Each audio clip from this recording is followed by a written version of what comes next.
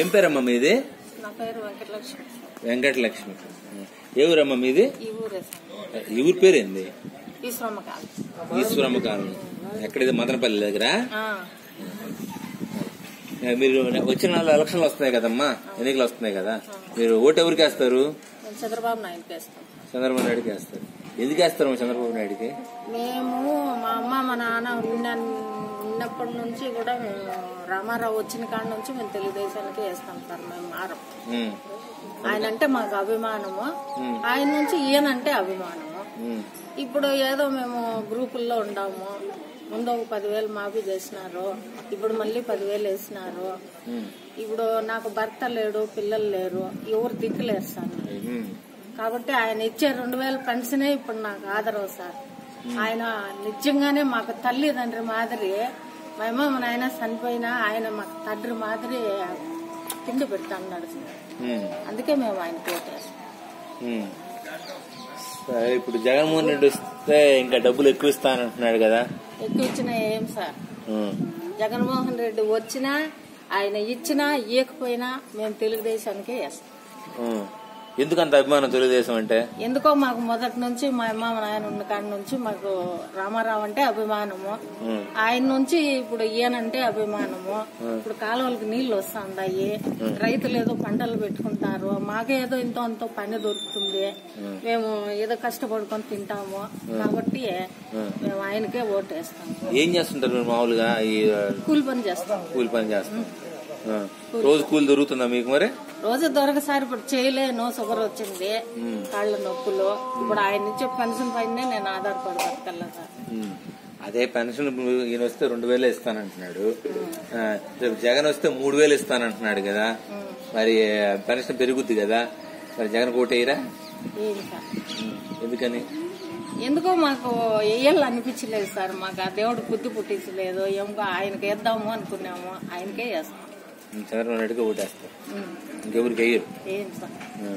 సరే, ఇప్పుడు ఊర్లో నీళ్లు ఇచ్చినారు అన్నారు కదా, అందరండి నీళ్లు ఇచ్చారు అన్నారు కదా, దానివల్ల మీకు కూలి దొరుకుద్దా రోజు? రోజు దొరకదు, కానీ ఇప్పుడు మేము చేయలేం కాబట్టి కష్టపడే వాళ్ళకి రోజు దొరుకుతుంది సార్ పని. కష్టపడే వాళ్ళకు చేసుకోవచ్చు.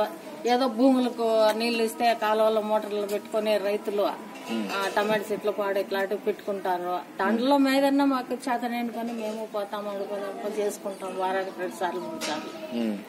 లేదు ఇప్పుడు పూర్తిగా నీళ్లు చెరువుకు వచ్చేస్తాయి కదా, రైతులందరూ పంటలు పెడతారు. మాకు అందరికి ఏదో ఒక పని, మా చేతనేని పని దొరుకుతుంది.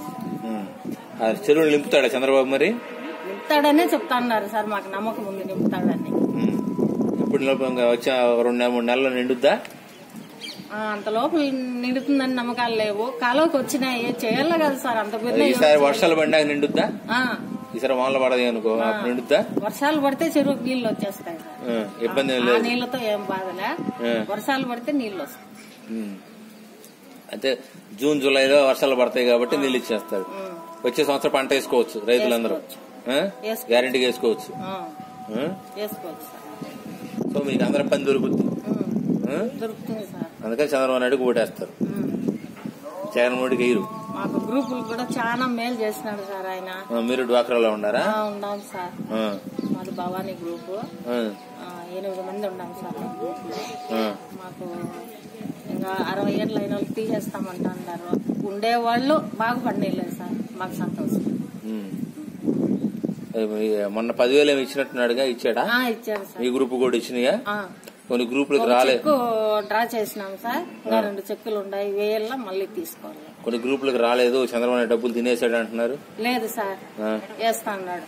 ఏదైనా కొత్తగా గ్రూపుల్లో చేరిండే వాళ్ళకి ఏదైనా పొరపాటు అయింటుందేమో, లేదు ముందు గ్రూపుల్లో ఉండే వాళ్ళకి అందరికి కంపల్సరీగా పడింది సార్ డబ్బులు.